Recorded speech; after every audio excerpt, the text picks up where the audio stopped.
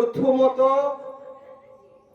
যে ব্যক্তি মারা গেছে তার জন্য ইসরায়েলি সওয়াব করেন, অর্থাৎ খাবার বিতরণ করেন, তার নামে মিলাদ মেহফিল করেন, দান খায়রিয়াত করেন, বেশি বেশি করে তার নামে দান করেন, গরিব মিসকিন অসহায়দেরকে সাহায্য করেন।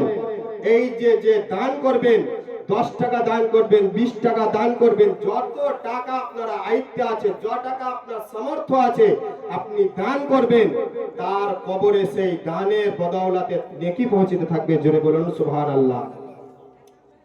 2 নম্বর, তার নামে পারলে রাস্তার ধারে কল তৈরি করে দেন কিংবা কুয়া তৈরি করে দেন, যে পানি দ্বারা রাস্তার লোক পান করে তার পিপাসাটা মিটাবে। এইভাবে তার জন্য কিছু ব্যবস্থা করে দেন, যত দিন থাকবে। একটা যেহেতু কল তৈরি করে দেন, ওই কলটা যত দিন ইউজ করবে, যত লোক পানি খাবে, তত দিন ধরে তার কবরে নেকি পৌঁছতে থাকবে। জোরে বলুন সুবহানাল্লাহ। 3 নাম্বার, দুনিয়ার বুকে সেই ব্যক্তি যেহেতু কোরআন শরীফ পড়তো, আরো অন্য জ্ঞান ছিল, ইসলামিক জ্ঞান যেহেতু সেই ব্যক্তি অর্জন করেছিল, সেই ইসলামিক জ্ঞান অর্জন করার পরে সে ব্যক্তি যেন, সাপোজ ধরে নেন আজকে আমি ইন্তেকাল করলাম, আমি হয়তো কোনো ছেলে কিংবা কোনো মেয়েকে পড়িয়েছি, এই যে ছেলে মেয়েকে পড়িয়েছি, কায়দা আম্মা পারা শেষ করিয়ে কোরআন শরীফ ধরিয়েছি, এই যে আমি ইন্তেকাল করলাম, ওই ছেলেটি যতদিন দুনিয়ার বুকে কোরআন তেলাওয়াত করবে ততদিন তার কবরে নেকি পৌঁছতে থাকবে। মহব্বতে বলুন সুবহানাল্লাহ। তাহলে কয়টা ফায়দা? সে তার কবরে পৌঁছবে 3 রকম। এই 3টি রাস্তা ছাড়া তার কবরে কোন রকমের নেকি পৌঁছবে না। অর্থাৎ প্রথমত পারলে তার জন্য বেশি বেশি করে দান করেন, ইসরায়েলে সওয়াব করেন, মিলাদ করেন, মেহফিল করেন। দ্বিতীয়ত পারলে রাস্তার ধারে কল করে দেন, চাহে কুয়া করে দেন। 3 নম্বর, সেই ব্যক্তি যেহেতু দুনিয়ার বুকে ইলম সঞ্চয় করে কাউকে যেহেতু ইলম প্রদান করেছে, তার যতদিন বেঁচে থাকবে তার কবরে ততদিন নেকি পৌঁছতে থাকবে। এই 3টি রাস্তা দ্বারা তার কবরে নেকি পৌঁছতে থাকবে। আসুন বেরাদার মুআজ্জাজ সামানে ইকরাম, আজিজানে মুহতারাম, ইসলাম দরদি মুসলমান বাপজি ভাইরা এবং মা ও বোনেরা, আপনাদেরকে আরো একটু এগিয়ে নিয়ে যাই। আল্লাহ রাব্বুল আলামিন বলছে, এ মুসলমান ব্যক্তিরা তোমরা শোনো, আমি তোমাদেরকে মওত দিব, এতে কোনো সন্দেহ নাই, তোমাদেরকে একদিন মরতে হবে, এতে কোনো ডাউট নাই। তোমাদেরকে দুনিয়া ছেড়ে আমার কাছে আসতে হবে, এর মধ্যে কোনো সন্দেহ নাই। তারপরেও আমরা রোজ দেখছি একের পর এক আমাদের বাপ দাদা আমাদেরকে ছেড়ে ছেড়ে চলে যাচ্ছে, তবে আমাদের জন্য আমাদের দিলের মধ্যে একটু ভয় হয় না কি আমাদেরকে একদিন মরতে হবে, ওই অন্ধকার কবরে যেতে হবে। জোরে বলুন সুবহানাল্লাহ। আমরা দেখছি আমার বাপ দুনিয়া ছেড়ে চলে গেল, ভাই দুনিয়া ছেড়ে চলে গেল। যে ভাই আমার ছোট, প্রথমে আমার মরার কথা ছিল, আমি না মরে আমার ছোট্ট ভাই মরে গেল। আমার সন্তান আমার কোলে মারা গেল, আমার হাত দ্বারা আমার সন্তানকে মাটি দিলাম, সে বাপ কিন্তু এখন পর্যন্ত মসজিদে হাজিরি দিতে পারলো না। হায় আফসোস মুসলমান, কোথায় আছেন মুসলমান? আজকে আপনি দুনিয়ার বুকে টাকা ইনকাম করছেন, করেন, আরো কিছু করছেন, করেন। টাকা ইনকাম করলেও আপনাকে নামাজ পড়তে হবে, জ্বরে থাকলেও আপনাকে নামাজ পড়তে হবে, যে কোনো অবস্থাতে থাকেন না কেন আপনাকে নামাজ পড়তে হবে। হুজুর আলা হযরত ইশকে আহমদ রেজা খান ফজলে বেরেলভির একটা ছোট্ট ঘটনা। হুজুর আলা হযরত একদিন এত জ্বর হয়েছিল, সে যেন খাড়ো হতে পারছিল না। তার মুরিদগণ 2 হানাকে ধরে চেরে চেরে মসজিদের মধ্যে নিয়ে যেত এবং নামাজ আদায় করত। জোরে বলুন সুবহানাল্লাহ। হুজুর আলা হযরত তিনার মুরিদগণ 2টি হানা ধরে চেরে চেরে মসজিদে নিয়ে যেত, তারপরে মসজিদে নামাজ আদায় করত। একদিন নামাজের টাইম হয়ে আসছে, জামাতের টাইম হয়ে আসছে। হুজুর আলা হযরতের মুরিদগণ তিনার কাছে পৌঁছিতে পারেননি, তো হুজুর আলা হযরত কি করলো, সে তার মুরিদের দিকে আর তাকিয়ে দেখলো না, তাকিয়ে দেখলো না কি আমার মুরিদগণ আসবে, তারপরে আমি মসজিদে যাব কিংবা আমি বাড়িতে ওযু করে নামাজ আদায় করব, এটা তিনি মনে মনে চিন্তা করলো না। হুজুর আলা হযরত ইশকে আহমদ রেজা নবীকে কিরকম ভালোবাসতো, আল্লাহর কিরকম ভয় ছিল, সে হুজুর আলা হযরত হাঁটতে না পারার কারণে হাঁটু যেমন বাচ্চা ছেলে হামকুড়া টানের প্রথমত, তারপরে হাঁটা শিখে হুজুর আলা হযরত খোদার কসম করে বলি বাচ্চা ছেলের মতো হামকুড়া টানতে টানতে মসজিদের মধ্যে উপস্থিত হয়ে নামাজ আদায় করেছে। জোরে বলুন সুবহানাল্লাহ। मसलके आला हजरत दीन इस्लाम नाराए तकबीर नाराए रिसालत। ব্রাদার মুআজ্জাজ, আলা হযরত কে ছিল? এখন যেহেতু বাতিলদের ভূমিকম্প এখন বেশি, তদনন্তন কালে হুজুর আলা হযরতের সামনে যেহেতু কোনো বাতিল মাথা উঠিয়েছে, খোদার কসম করে বলি তাকে জবান দ্বারা না, তাকে কলমের দ্বারাই তার গর্দান উড়িয়ে দিয়েছে। জোরে বলুন সুবহানাল্লাহ। এখন তো বাতিলেদের চাপ বেশি, ইউটিউব খুললে এখন বাতিলেদের ভূমিকম্প। ব্রাদার মুআজ্জাজ, এদিকে পরে যাব, মেন পয়েন্ট আপনাদেরকে বুঝাবো। বক্তব্য দিকে আমি এখনো যাইনি, বক্তব্য দিকে এখনো যাইনি, আমি ভূমিকম্পতে আছি, অর্থাৎ আপনাদেরকে একটা পয়েন্টে নিয়ে আছি, বক্তব্যের দিকে যাব। দুই পয়েন্টে আজকে বক্তব্য রাখবো, ইমানদারকে নিয়ে আর বেনামাজিকে নিয়ে। জোরে বলুন সুবহানাল্লাহ। ইমানদারকে নিয়ে বক্তব্য রাখবো, তাদের মৌতের পরে কি কি হবে, মৌতের টাইমে কি কি হবে, কবরে গিয়ে কি কি হবে, এবং বেনামাজিদের সেম টাইমে কি কি হবে, এই বলে আমার বক্তব্য ইতি করব। কিন্তু হুজুর আলা হযরত কি করলো, নামাজের টাইম হয়ে আসছে, সে কিন্তু তো দাঁড়াতে পারতো কি আমার মুরিদগণ আসবে নিয়ে যাব, কিংবা সে তিনি এইটা ভাবতে পারতো কি হোক্কা আজকে আমি মসজিদের মধ্যে যাব না, আমি আজকে বাড়িতেই নামাজ আদায় করব, কিন্তু না, হুজুর আলা হযরত এটা ভাবলেন না। কেননা হুজুর আলা হযরত তিনি মনে মনে চিন্তা করলো কি আমি আজকে আল্লাহর একজন বান্দা, আজকে আল্লাহর নবীর একজন প্রেমিক, আজকে যদি আমি বাড়িতে নামাজ পড়ি আমাকে যে দেখি ফলো করবে, পরবর্তীকালে আমাকে যে দেখি চলবে, আমার নকশে কদমে যে ব্যক্তি চলবে, সে ব্যক্তি মনে মনে ভাবতে পারে হুজুর আলা হযরত জ্বর হয়েছিল, তার কারণে তিনি বাড়িতে নামাজ আদায় করেছে, আজকে আমাকেও জ্বর হয়েছে, আজকে আমিও বাড়িতে নামাজ আদায় করব। না না না, এটা হতে পারে না, অর্থাৎ আমি মসজিদে গিয়ে নামাজ আদায় করব, যে আমাকে ফলো করে চলবে সেই ব্যক্তি আমার দেখা দেখি মসজিদে গিয়ে নামাজ আদায় করবে। জোরে বলুন সুবহানাল্লাহ। আমাকে দেখে মসজিদের মধ্যে গিয়ে নামাজ আদায় করবে। তো বলতেছিলাম বেরাদার, মৌত এমনই একটি জিনিস, আমাদের মধ্যে কত শক্তি ব্যক্তি বলে কি হয়তো বিছানার মধ্যে পড়ে রয়েছে, আমরা কত শত ব্যক্তি এটা বলে থাকি কি আল্লাহ এটা দেখতে পারে না, এটা আল্লাহ ভুল করছে, এটা দেখতে পারে না। নাউজুবিল্লাহি মিন যালিক। আপনাকে আমাকে কে অধিকার দিয়েছে আল্লাহর উপরে কথা বলার জন্য? আপনাকে আমাকে কেউ অধিকার দেয়নি। আল্লাহ যা করে ভালোর জন্য করে, কিন্তু হ্যাঁ, আল্লাহ যখন যে টাইমটা করবে নির্দিষ্ট একটা টাইম বেঁধে রেখেছে। জোরে বলুন সুবহানাল্লাহ। আপনার জন্য আমার জন্য একটা ফারিস্তা আপনার পেছনে গাইড রেখে দিয়েছে, এই ব্যক্তি এই টাইমে এরকম ঘটনা ঘটবে, এতে আপনার 1 সেকেন্ড আগেও হবে না, 1 সেকেন্ড পরেও হবে না। একবার দুরূদ করুন, আল্লাহুম্মা সাল্লি আলা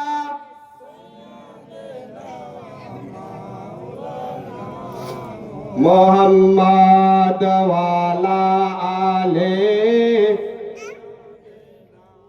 মাওলানা মুহাম্মাদ সাল্লু আলা। জোরে জোরে পড়েন কেন গো? মুহাম্মাদ হরদম জবান পাক নবী মুহাম্মদ হরদম জবান से निकालो শাফিআনা মুহাম্মদ। জোরে পড়ুন সাল্লাল্লাহু তাআলা আলাইহি ওয়াসাল্লাম। তো যাই হোক বেরাদার, আজকে এই বাড়িতে জনাব হোসনু সাহেবের বড় বেটি ইন্তেকাল করেছেন আজ থেকে 40 দিন পূর্বে। তারই জন্য একটি মিলাদ মেহফিল আয়োজন করা হয়েছে। তো বেরাদার মুআজ্জাজ, মৌতের সময় কি রকম কষ্ট হয়, আমাদের যে মৌত এসে থাকে, তো এই মৌতের সময় কি রকম কষ্ট হয় আমরা কেউ জানি না। আর যে ব্যক্তি জেনেছে সেই ব্যক্তি এখন দুনিয়ার বুকে নাই, কবরে শুয়ে আছে। জোরে বলুন সুবহানাল্লাহ। সেই ব্যক্তি দুনিয়ার বুকে নাই, কবরে শুয়ে আছে। তো আসুন বেরাদার, ইমানদারদের মৌত কিভাবে আসে, ইমানদারদের মৌত, নামাজি পরেজগার মুত্তাকি ব্যক্তিদের মৌত কিভাবে আসে। সর্বপ্রথম হযরতে, এদিকে ধ্যান দেন, এদিকে ধ্যান দেন, ওদিকে ধ্যান দিয়েন না, খালি গল্প করেই যাচ্ছে ওইদিকে মা বোনেরা।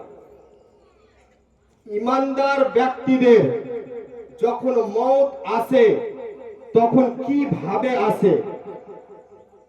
ইমানদার ব্যক্তির বাড়িতে যখন হযরতে ইসরাইল আলাইহিস সালাম আসে তখন সর্বপ্রথম সালাম দিয়ে প্রবেশ করে। জোরে বলুন সুবহানাল্লাহ। সর্বপ্রথম সালাম দিয়ে বাড়ির মধ্যে আসে, তারপরে তার জানটা কবজ করা হয়। জান কবজ করে নেওয়ার পরে ইন্তেকাল হয়ে গেল। ইমানদারের ব্যক্তির শুনতে কত মজা লাগলো বলেন তো। সালাম দিয়ে ঢুকলো, আসানে জান কবজ করে নিল। ভালো লাগলো না? ভালো লাগলো। তো বেনামাজি আমাদের মধ্যে অনেক। তো ইনাদের মৌত কিভাবে আসে, বেনামাজির মৌত কত কষ্ট করে হয়, কত ভয়াবহ হয়, আপনাদেরকে বুঝিয়ে যাব। বেনামাজির মৌত যখন আসে, হযরতে ইসরাইল আলাইহিস সালাম যখন বাড়ির মধ্যে আসে, তার চেহারা মুবারক দেখে বেনামাজি এত ভয়ে যায়, এত ডরিয়ে যায়, তার ভয়ে জানটো কাঁপতে থাকবে। দেখবেন আমাদের মধ্যে কত শত ব্যক্তি আছে যখন মৌত আসে, কিন্তু মৌতের এত যন্ত্রণা, তার আগে আরেকটা যন্ত্রণা হয়, মৌত হওয়ার আগে আরেকটা মৌতের চাইতে ডবল কষ্ট। ব্রাদার মুআজ্জাজ, এই মৌতটাকে বলা হয় সাকরাতুল মৌত। কি নাম বললাম? সাকরাতুল মৌত। এই যখন সাকরাতুল মৌত আসে, এখনই তো আপনার মৌত আসেনি, এর পরে আপনার মৌত আসবে। তো এই সাকরাতুল মৌত যখন আসে তখনই আপনার শরীরে যে রগগুলো আছে সমস্ত রগ ছিঁড়ে যায়। জোরে বলুন সুবহানাল্লাহ। এখন যেটা আমাদের একটু হাত কেটে যায়, কত ব্যথা, ব্যথা পান না? কত ব্যথা। তাহলে আপনার শরীরে যখন সমস্ত রগ ছিঁড়ে দেয় তখন সেই টাইমে আপনার শরীরের কত ব্যথা একটু ভেবেছেন মুসলমান? আপনার শরীরের জয়েন্টের হাড্ডি, একটু হাড্ডি ভাঙলে এই হাসপাতালে না হলে ওই হাসপাতাল যাও, ডাক্তার হাড্ডির ডাক্তার কোনটা ভালো ওকে আগাম খোঁজ করো, তারপরে ওর কাছে আগাম চলো। কিন্তু যখন মৌতের টাইম আসবে, সাকরাতুল মৌত যখন আপনার কাছে আসবে, প্রত্যেকটা জয়েন্টের হাড্ডি যখন আপনার ছড়িয়ে দেওয়া হবে, মুচড়িয়ে ভেঙে দেওয়া হবে, তখন আপনার যখন একের পর এক হাড্ডি ভাঙতে থাকবে তখন আপনার কত কষ্ট হবে। জোরে বলুন সুবহানাল্লাহ। সেই টাইমে আপনি মুখ খুলে যে বলবেন আব্বা জান, আপনার পাশে আপনার আব্বা আছে, এ আমার আব্বা জান, এখন আমার হাড্ডির জয়েন্ট ছুটে যাচ্ছে, আমার এত কষ্ট হচ্ছে, আপনার আর বলার ওয়াকাত থাকবে না, আপনার বলার জন্য আর শক্তি থাকবে না। ব্রাদার মুআজ্জাজ, তারপরে যখন মৌত আসবে, মৌত কত যন্ত্রণা হয় দেখুন, মৌতের কত কষ্ট হয় শুনুন। একটা জিন্দা ছাগলের যেহেতু হালাল না করে তার যেহেতু চামড়া টেনে যেহেতু ছিঁড়ে, ছাগল তো কত কষ্ট পাবে বলুন, কষ্ট কত পাবে, এত কষ্ট বলার নাই। সাপোজ ধরে নেন আপনার যেহেতু একটু চামড়া যেহেতু ছিঁড়ে, আপনি একটু কাটেন, আপনার কেমন ব্যথা বুঝতে পারবেন, কাটাটাই ব্যথা বুঝতে পারবেন। তো ওই চামড়া ছিঁড়াতে যত কষ্ট না হয় ওই ছাগলের, তার চাইতে হাজার গুণ কষ্ট মওতের সময় সেই ব্যক্তির হয় যে ব্যক্তির জান কবজ করার জন্য এসেছে। জোরে বলুন সুবহানাল্লাহ। সেই টাইমে সেই ব্যক্তির হয়ে থাকে। আমাদের মধ্যে আমরা বা এই কথাগুলা বলতে খুব ভালো পারি। কোন কথা? কি যেহেতু কোনো ব্যক্তি আমাদের মধ্যে হয় কি মৌতের টাইমে হয়তো চোখ দুটো উল্টিয়ে দিল, হয় না? হয় না? হয় না বাবজিরা? হয় না? হয়। হয়তো চোখ দুটো উল্টিয়ে দিল, জিহ্বাটা বার করে দিল, দাঁত বার করে দিল, কতজন হয়তো পায়খানাও করে দেয়, কতজন হয়তো পেশাবও করে দেয়। রাসূল করিম সাল্লাল্লাহু তাআলা আলাইহি ওয়াসাল্লাম বলছেন এই লক্ষণ যাদের থাকবে তাদের লক্ষণ মওতের লক্ষণ ভালো হয় না, তাদের লক্ষণটা ভালো হয় না। সাহাবায়ে কেরাম আরজ করলেন, ইয়া রাসূলুল্লাহ, ইয়া হাবিবাল্লাহ, নবী গো, তাদের লক্ষণটা ভালো, আমরা কি করে বুঝতে পারবো এই ব্যক্তির লক্ষণটা ভালো হবে? যে ব্যক্তির মওতের সময় ভালো লক্ষণ হবে আমরা কি করে বুঝতে পারবো? হুজুর সাল্লাল্লাহু তাআলা আলাইহি ওয়াসাল্লাম বললেন, এ আমার সাহাবাগণ শুনো শুনো, আজকে দেখবা তোমার বাড়িতে যেহেতু একজন ব্যক্তি থাকে সারাদিন মাঠে মাঠে খেটে বেড়ায়, সারাদিন রাজমিস্ত্রির কাজ করে, চেহারাটা পুরো কালো, কিন্তু এক ওয়াক্তের নামাজ কাজা করে না, 5 ওয়াক্ত নামাজ পড়তে থাকে, আল্লাহকে ভয় করে, আল্লাহর জাহান্নামকে ভয় করে এবং রাসূলের মহব্বত তার দিলের মধ্যে আছে। সেই ব্যক্তি যখন ইন্তেকাল করবে, ইন্তেকালের পরে সেই ব্যক্তি যখন গোসল দেওয়া হবে, গোসল দেওয়ার পরে তাকে যখন কাফনে সাজানো হবে, খোদার কসম করে বলি সেই ব্যক্তির চেহারাতে হলুদ হলুদ একটা ভাব চলে আসে, নুরানি একটা ভাব চলে আসে। যেহেতু হলুদ হলুদ ভাব চলে আসে সেই ব্যক্তির চেহারাতে যেহেতু তোমরা দেখতে পাও, তারা তোমরা জেনে নেবে খোদার কসম করে বলি এই ব্যক্তির মৃত্যুর টাইমে আমার রাসূলুল্লাহর দিদার হয়েছে। জোরে বলুন সুবহানাল্লাহ। রাসূলুল্লাহর দিদার হয়েছে এই ব্যক্তির। আমরা তো এত সৌভাগ্যবান মুসলমান, আমরা এত নামাজি মুসলমান, নামাজ পড়ার প্রয়োজন নেই, বাকি নবীকে আমরা সর্বদাই পেয়েছি। নামাজ পড়বো না কিন্তু মওতের সময় নবীকে দেখতে পাবে। ইসরাইল আলাইহিস সালামের চেহারা দেখে আপনার রূহ সুদ্ধা কেঁপে যাবে। রূহটা আপনার বার করতে এসেছে, তিনার চেহারা মুবারক দেখে এত ভয় লাগবে। সর্বপ্রথম জান যখন কবজ হয়ে যায়, জান কবজ হয়ে যাওয়ার পরে আমরা সকলে কেউ জানি না কে জান কবজ করার পরে সর্বপ্রথম রূহটা নিয়ে কোথায় যাওয়া হয় জানি? কেউ জানেন? জানেন না। আজকে বলছি দিলের মধ্যে বসিয়ে নেন আর ব্রেনটে বসিয়ে নেন কি এই কথাটা ভোলা যাবে না। সর্বপ্রথম যখন কোন ব্যক্তির জান কবজ করা হলো, কবজ করে নেওয়ার পরে এই যে আপনারা একনাতে বসে আছেন, একনাতে সর্বপ্রথম হযরতে ইসরাইল আলাইহিস সালাম হাতে ডান হাতে তালুর মধ্যে সেই ব্যক্তির রূহটাকে নিয়ে সেই জায়গাতে দাঁড়িয়ে থাকবে, আদিনার মধ্যে দাঁড়িয়ে থাকবে আর দেখাতে থাকবে, এই বান্দা দেখো দেখো দুনিয়ার বুকে তোমার আজকে মা কান্না করছে, তোমার আব্বা কান্না করছে, তোমার ভাই কান্না করছে, তোমার বোন কান্না করছে, তোমার আত্মীয় স্বজন কান্না করছে, কিন্তু তুমি আজকে হাসছো। তার কারণ দুনিয়াটা কোনো মুমিনের জন্য দুনিয়াটা কোনো মুমিনের জন্য আজাদি দুনিয়া নয়, দুনিয়াটি মুমিনের জন্য একটি কায়েদখানা। জোরে বলুন সুবহানাল্লাহ। কেননা দুনিয়াতে মুমিন ব্যক্তিরা হাকিকাত মুসলমান যারা হয়, আল্লাহকে ভয় করনেওয়ালা মুসলমান হয়, ইশকে নবী যে ব্যক্তি করে থাকবে, দুনিয়াটি তার জন্য, দুনিয়াটি তাদের জন্য। দুনিয়াতে সেই ব্যক্তি ইমতিহান দেওয়ার জন্য আছে। সেই জায়গাতে আমাদের মধ্যে এমনও কোনো ব্যক্তি থাকে কি সেই টাইমে গল্প করতে থাকে, এইদিকে মা বাপ ভাই বোন হাউ মাউ করে কাঁদছে, ও চাইতে দরদি আর কেউ না, এমন করে কান্না করে, তখন লাগবে ওর চাইতে দরদি আর কেউ নাই। ওকে বলেন তোমার বিটির লেগে তোমার বিটি মরল, তোমার বেটা মরল, তোমার বাপ মরল, তোমার ভাই মরল, আজ থেকে ওয়াদা করো নামাজ পড়বো, কান্দা বন্ধ। নামাজ পড়বো কি না পড়বো আগে কানতে তো দে। খালি কাঁদলেই দিল জিতা হয় না, খালি ক্যান্ডি দেখাই দিব গ্রামের লোককে, ও যাতে বলে কেউ মুখ না কাঁদছিল কত রে। হ্যাঁ, আমাদের মধ্যে এমন লোক আছে লোক দেখানো কাঁদে। কেন কাঁদে? এমন লোক আছে কি তার পার্শ্বে যদি কোনো ব্যক্তি কান্না করে তার সহ্য হয় না, সেও কান্না করতে শুরু করে। সেই জায়গাতে এদিকে ওদিকে যাব না, হযরতে ইসরাইল আলাইহিস সালাম হাতে তালুতে, এই হাঁটাও, চা দিতে হবে না এখনই।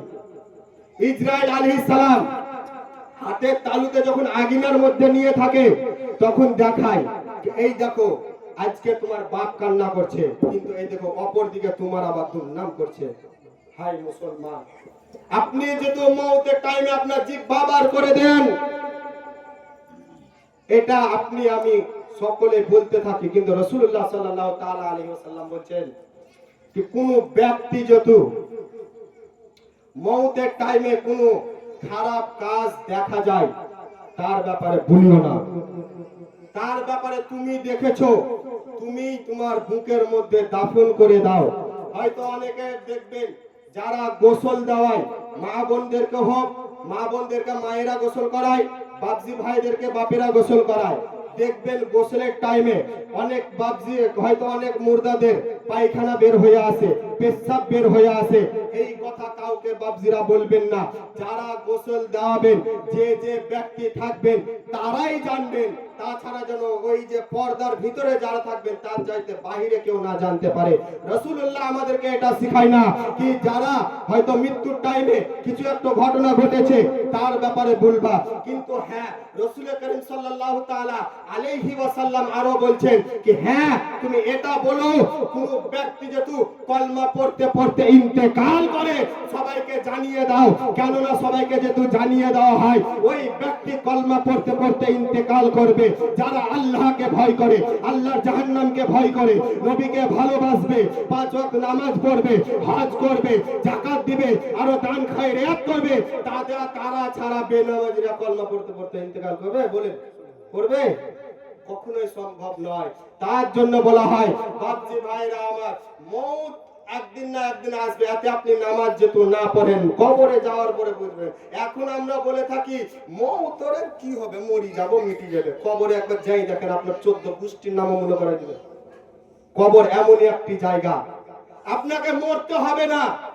কবর যখন কুড়া হবে কোনো ব্যক্তির জন্য 1 ঘন্টা নয়, আপনি 10টা মিনিট ওই কবরে যেমন আমরা শুয়ে থাকি ওই কবরের উপরে একটা চাদর দিয়ে ওই কবরে খালি আপনি 10টা মিনিট খালি এমনি আপনি শুয়ে থাকিয়েন, তারপরে আপনার দেখবেন রূহটা কোন জায়গায় যাবে। আপনি কবরে আপনি আমি যখন যাই মাটি দেওয়া যখন জন্য যাই তখন আমরা কবরে হাজার হাজার গল্প করতে থাকি, কিন্তু একটি বার ভাবি না কি এই কবরে আজকে না হলে কালকে আপনাকে আমাকে আসতে হবে। এই কবরে আসার পরে আমরা যখন ফেরেশতারা জিজ্ঞাসা করবে তখন আপনি আমি কি জবাব দিব? আসল বেরাদার, ইন্তেকাল হয়ে যাওয়ার পরে যখন কাফন দাফন হওয়ার আগে যখন জানাজা পড়তে যাই, জানাজা পড়ার পরে আমরা জানাজার পরে দোয়া করে নিই। কেন দোয়া করি? এই কারণে এখন দোয়াটা করছি সাধে করে কিনা তো একটাও লোক পেবি না ভাই লাস্টে দোয়া করার জন্য। এখন তো আমাদের দিকে এমনি সিজন হয়ে গেছে, এমনি নিয়ম হয়ে গেছে, কোন ব্যক্তির বাড়িতে মরলে আগাম বলছে গরু ফেল, বলে না?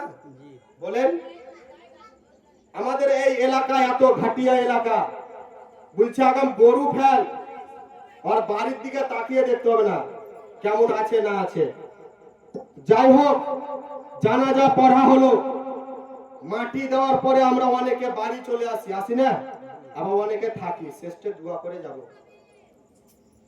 অনেকে থাকি কি শেষে একটু দোয়া করে যাব। যখন আপনার কবরে লাশ রাখা হলো দরুদ পড়েন তো, আল্লাহুম্মা সাইয়্যিদিনা মাওলানা মুহাম্মদ ওয়ালা سيدنا مولانا محمد صلى على محمد صلى على محمد ہر دم زبان سے نکالو پاک نبی محمد ہر دم زبان سے نکالو সাফিয়ানা মোহাম্মদ। আমার মরণ আসিবে কখন কেউ তো জানে না। মহাপতে বলুন সুবহানাল্লাহ। কবি এত সুন্দর সুন্দর কথা এই গজলে বলেছে, আপনাদেরকে সুর দ্বারাতেও বুঝাবো, মুখে ভুলিয়ে বুঝাবো। কেন? সব কথা বুঝতে পারতেও না পারবেন। তো কবি ছন্দর মধ্যে বলছেন, আমার মরণ আসিবে কখন কেউ তো জানে না, আমার মরণ আসিবে কখন কেউ তো জানে না, আমার মরণ আসিবে কখন কেউ তো জানে না, আমি মরে গেলে আমায় তোমরা ভুলে যেও না। মোহাম্মতে বলুন সুবহানাল্লাহ। আমি মরে গেলে আমায় তোমরা ভুলে যেও না, আমার মরণ আসিবে কখন কেউ তো জানে না, আমার মরণ আসিবে কখন কেউ তো জানে না। এই দুনিয়া চিরজীবন থাকার জায়গা না, অন্ধকার কবর যে আমার আসল ঠিকানা। মোহাম্মতে বলুন সুবহানাল্লাহ। আরো মোহাম্মতে বলুন সুবহানাল্লাহ। কবি ছন্দর মধ্যে বলছেন, এই দুনিয়াটি চিরজীবন আমার জন্য এবং আপনার জন্য থাকার জায়গা না, অন্ধকার কবরটি আপনার আমার জন্য আসল ঠিকানা। জোরে বলুন সুবহানাল্লাহ। এই দুনিয়া চিরজীবন থাকার জায়গা না, অন্ধকার কবর যে আমার আসল ঠিকানা, সবাই রেখে তোমায় চলে যাবে সঙ্গী হবে না। মোহাম্মতে বলুন সুবহানাল্লাহ।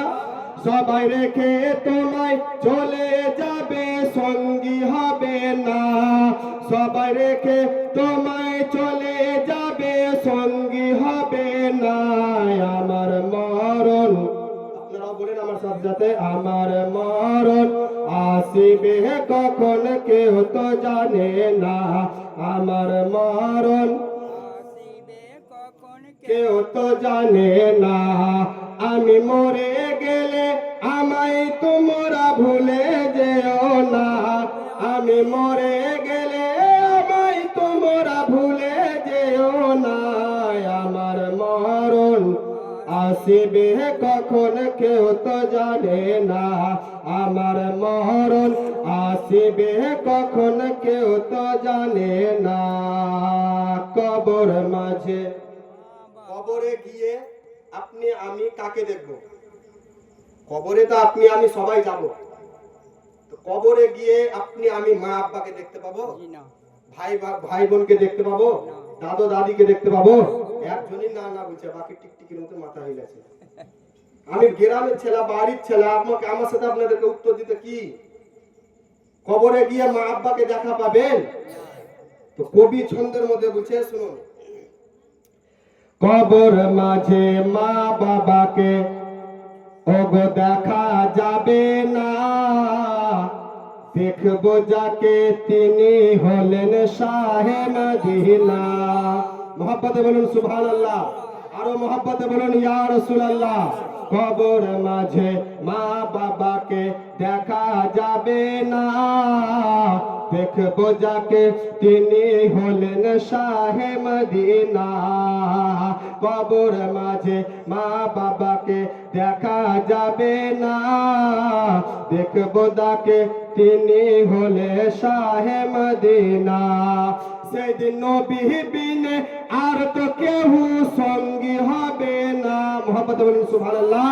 সেদিন নবী বিনে আর তো কেউ সঙ্গী হবে না, সেদিন নবী বিনে আর তো কেউ সঙ্গী হবে না, আমার মরণ আসিবে কখন কেউ তো জানে না, আমার মরণ আসিবে কখন কেউ তো জানে না, আমি মরে গেলে আমায় তোমরা ভুলে যেও না, আমি মরে গেলে আমায় তোমরা ভুলে যেও না, আমার মরণ আসিবে কখন কেউ তো জানে না, আমার মরণ আসিবে কখন কেউ তো জানে না। আল্লাহুম্মা সাল্লি আলা سيدنا مولانا ওয়ালা আলে সাইয়্যিদিনা মাওলানা সকলে পড়ুন সাল্লাল্লাহু তাআলা আলাইহি ওয়াসাল্লাম। তো বলছিলাম কি মওত আপনার আসবে কবরে, যখন আপনাকে আমাকে রেখে কিছু কিছু লোক চলে আসবে, কিছু কিছু লোক থাকবে। শেষ পর্যন্ত দোয়া হবে, আজান হবে, শেষে একটি দোয়া হয়, তারপরে আমরা কমসে কম বাড়ির লোক কটা আসি, তাই তো নাকি? কবর থেকে যখন আপনারা সকলে চলে আসলেন, তখন যখন ইমানদার ব্যক্তি যত হয়, পরেজগার ব্যক্তি যত হয়, রোজাদার ব্যক্তি যত হয়, জাহান্নামকে ভয় করা ব্যক্তি যত হয়, আল্লাহকে ভয় করা ব্যক্তি যত হয়, নবীকে ভালোবাসা ব্যক্তি যত হয়, তাহলে তার কবরে যখন হাজরা মুনকার নাকির আসবে, তার বাড়িতে যখন জান কবজ করার আসে তখন হাজরাতে ইসরাইল আলাইহিস সালাম যেমন সালাম দিয়ে তার বাড়িতে ঢুকে তার ইজাজত নিয়ে তার জান যখন কবজ করলো, তার কবরে ইমানদার যত ব্যক্তি হয় তার কবরে মুনকার নাকির আসবে, সালাম দিয়ে প্রবেশ করবে। জোরে বলুন সুবহানাল্লাহ। বিরাদার মুআজ্জাজ, সালাম দিয়ে যখন ঢুকবে আপনার, তখন আপনি আমি জানি কি কবরে দুইজন ফেরেশতা আসবে, তাই তো নাকি? দুইজন ফেরেশতা আসবে, কিন্তু না, আরেকজন ফেরেশতা আসবে হযরতে ঈসা। এই ফেরেশতাতে আসার আগে, ইসরাইল আলাইহিস সালাম আসার আগে, হযরতে ঈসা ফেরেশতা এসে আপনার ভিতরে আপনার রূহটাকে ভরে, নামাজে যেরকম ভাবে আমরা বৈঠকে বসি এইভাবে আপনাকে বসিয়ে হযরতে মুনকার নাকির আপনাকে আমাকে যখন সওয়াল জবাব করবে, আপনাকে যখন জিজ্ঞাসা করবে, এ আল্লাহর বান্দা, আজকে আপনাকে আমি আপনার কবরে উপস্থিত হয়েছি আপনাকে কিছু সওয়াল করার জন্য, আপনার কাছে কিছু জবাব নেওয়ার জন্য। হাই মুসলমান, আপনি আমি যত মুসলমান ভালো মুসলমান হয়ে থাকি, ইমানদার ব্যক্তি হয়ে থাকি, আপনাকে যখন জিজ্ঞাসা করা হবে মান রব্বুকা, অর্থাৎ তোমার রবকে, আপনি সঙ্গে সঙ্গে উত্তর দিয়ে বলবেন রব্বি আল্লাহ, আমার রব হচ্ছে আল্লাহ। আপনাকে দ্বিতীয় প্রশ্ন করা হবে মান দীনুকা, তোমার দিন কি? আপনি উত্তর দিয়ে বলবে দীনি আল ইসলাম, আমার দিন হচ্ছে ইসলাম। আপনাকে তৃতীয় প্রশ্ন করা হবে আমা কুনতা তাকুল ফি হাক্কা হাজার রাজুল, অর্থাৎ রাসূল করিম সাল্লাল্লাহু তাআলা আলাইহি ওয়াসাল্লাম স্বয়ং সেই কবরের মধ্যে উপস্থিত থাকবেন, স্বয়ং সেই কবরের মধ্যে দাঁড়িয়ে থাকবে, আর ফেরেশতাগণ বলবে, মুনকার নাকির আপনাকে জিজ্ঞাসা করবে দুনিয়ার বুকে আপনি এই ব্যক্তির ব্যাপারে কেমন আকীদা রাখতেন, দুনিয়ার বুকে রাসূল করিম সাল্লাল্লাহু তাআলা আলাইহি ওয়াসাল্লামের ব্যাপারে কেমন আকীদা রাখতেন, দুনিয়ার বুকে আপনি যত নবীকে বড় ভাই বলে থাকেন, আপনি যত দুনিয়ার বুকে নবীকে মরে মাটির সাথে মিশিয়ে যায় বলে থাকেন, তাহলে তো আপনাকে আপনি কবরে যাওয়ার পরে সেই রকমই উত্তর দিবেন। আর যদি আপনি ইমানদার হয়ে থাকেন, কবরে যখন আপনাকে জিজ্ঞাসা করা হবে এই ব্যক্তির ব্যাপারে তুমি দুনিয়ার বুকে কি রকম আকীদা রাখতে, খোদার কসম করে বলি দুনিয়ার বুকে নয়, কবরের মধ্যে আপনি সঙ্গে সঙ্গে উত্তর দিয়ে বলবেন এ তো সেই নবী যে নবী বলেছে আল্লাহ এক, আমি ইমানদার মেনে নিয়েছি। এই নবী বলে দিয়েছে আল্লাহর জাহান্নাম আছে, আমি মেনে নিয়েছি। এই নবী বলেছেন একদিন না একদিন মওতের মধ্যে থাকতে হবে, আমি মেনে নিয়েছি। গায়বে আওয়াজ দিয়ে বলবেন আল্লাহ রাব্বুল আলামিন বলবে, এ আমার ফেরেশতাগণ কি করছো, কি করছো, যাও যাও যাও, তোমরা জান্নাতের মধ্যে চলে যাও এবং জান্নাতি লিবাস নিয়ে আসো। তার পূর্বে ফেরেশতাগণ আবার বলবে, এই ইমানদার ব্যক্তি আপনি একটু সামনে তাকান। আপনি যখন সামনে তাকাবেন, খোদার কসম করে বলি সামনে তাকার পরে আপনি দেখতে পাবেন ওই জাহান্নামের আগুন দাও দাও করে জ্বলছে। সঙ্গে সঙ্গে ফেরেশতাগণ উত্তর দিয়ে বলবে, এই ইমানদার ব্যক্তি আপনি যত সঠিক উত্তর না দিতে পারতেন, আপনি যত ভুল উত্তর দিতেন, আপনার জন্য এই জাহান্নাম রেডি ছিল। জোরে বলেন সুবহানাল্লাহ। আপনি যত সঠিক উত্তর না দিতে পারতেন, আপনার জন্য এই জাহান্নাম রেডি ছিল। আল্লাহ রাব্বুল আলামিন গায়বে আওয়াজ দিয়ে বলবে, এই আমার ফেরেশতাগণ যাও যাও, তোমরা জান্নাতের মধ্যে চলে যাও। জান্নাতি লেবাস নিয়ে আসো এবং আমার বান্দাকে জান্নাতি লেবাস পরিধান করিয়ে দাও, তার বিছানা বিছিয়ে দাও, জান্নাতি বিছানা বিছিয়ে দাও, তার কবরটাকে জান্নাতি বাগান বানিয়ে দাও এবং তার নজর যত দূর যাবে তার কবর ততটা চওড়া বানিয়ে দাও। জোরে বলুন সুবহানাল্লাহ। আপনি আমি যদি বেনামাজি হয়ে থাকি, যেহেতু নামাজ না পড়ি, কবরে যখন আপনাকে জিজ্ঞাসা করা হবে মান রব্বকা, তোমার রবকে, মান দীনুকা, তোমার দিন কি, মা কুনতা তাকুল ফি হাক্কি হাজার রাজুল, অর্থাৎ নবীর ব্যাপারে তুমি কি জানতে, তখন আপনি আমি কি বলবো? উত্তর তো আমাদের অনেকের জানা থাকবে, উত্তর কেউ দিতে পারবে না। সেই টাইমে আপনি আমি উত্তর দিয়ে বলবো হা হা লাদরি, হা হা লাদরি, অর্থাৎ আমরা কিছুই জানি না। হায় আফসোস মুসলমান, 60 বছর জীবন পেলাম, আমরা ইসলামের জ্ঞান নেওয়ার প্রয়োজন মনে করলাম না। 50 বছর জীবন পেলাম, ইসলামের জ্ঞান নেওয়ার প্রয়োজন মনে করলাম না। এই কোরআন শরীফ শেখার প্রয়োজন মনে করলাম না, মসজিদ যাওয়ার প্রয়োজন মনে করলাম না, নামাজ পড়ার প্রয়োজন মনে করলাম না।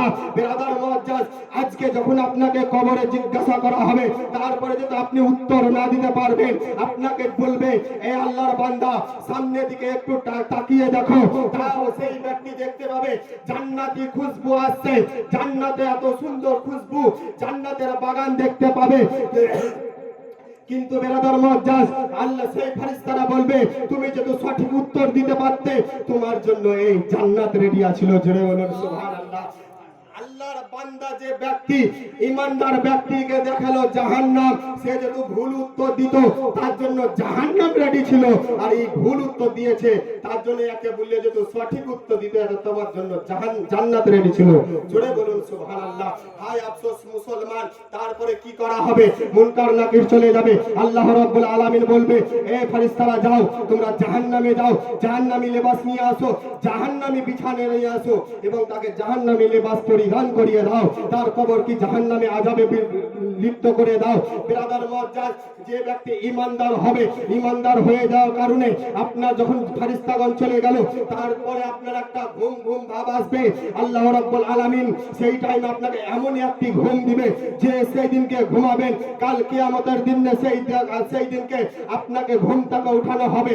ঘুমিয়ে যাওয়ার পরে যখন আপনি ঘুমাবেন, ডান কঠে, আমরা তো ডান কঠে যেমন ভাবে ঘুমাই, এইভাবে যখন ডান কঠ ফিরে আপনি ঘুমেতে যাবেন, আপনার চোখটা লেগে লেগে আসবে, সামান্য ঘুম ঘুম ভাব হবে। সেই টাইমে একটা টিপ টিপ টিপ টিপ করে আপনার কবরে একটা বাল্বের মতন জ্বলতে থাকবে। সেই টাইমে আপনি জিজ্ঞাসা করবেন তুমি আমার কবরে কে? এই টাইমে আমার এখন খুব ঘুম পাচ্ছে, আমি একটু ঘুমাবো। বিনা তারে বিনা বলে তুমি কে গো আমার কবরে আলো দিচ্ছ? জোরে বলুন সুবহানাল্লাহ। মহব্বতে বলবেন না সুবহানাল্লাহ। সুবহানাল্লাহ। তুমি কে? এই রকম টাইমে এখন আমার ঘুম আসছে, আমি একটু ঘুমাবো, তুমি কে আমার কবরে? তুমি আমার কবরে বিনা তারে বিনা বলে আলো দিচ্ছ, সেই আলোটা কি জবাব দিচ্ছে শুনুন। ব্রাদার মুসলমান, ইসলাম দরদি বাপজি ভাইরা, বাপজি ভাইরা আমার, সেই টাইমে সেই বলে উত্তর দিবে, সেই আলোটাতে উত্তর দিচ্ছে তুমি কি আমাকে চিনতে পারো না? তুমি কি আমাকে চিনতে এখন পর্যন্ত পারোনি? দুনিয়ার বুকে তুমি যে নামাজ পড়েছিলে, আমি তোমার নামাজের সেই নেকি, আর তুমি যে কোরআন তেলাওয়াত করেছিলে, আমি তোমার কোরআন তেলাওয়াত করার নেকি, তুমি দুনিয়ার বুকে যত ভালো আমল করেছিলে, আমি সমস্ত ভালো আমল, জোরে বলুন সুবহানাল্লাহ, আমি তোমার সমস্ত ভালো আমল। ব্রাদার মুআজ্জাজ, ডান কঠে যখন আপনার এই উত্তর পেয়ে নিলেন, আপনি যখন বাম কঠে ফিরবেন, সামনে বাম কঠে আপনি একটা টিপটিপানি বল দেখতে পাবেন, সেই রকম জ্বলতে থাকবে।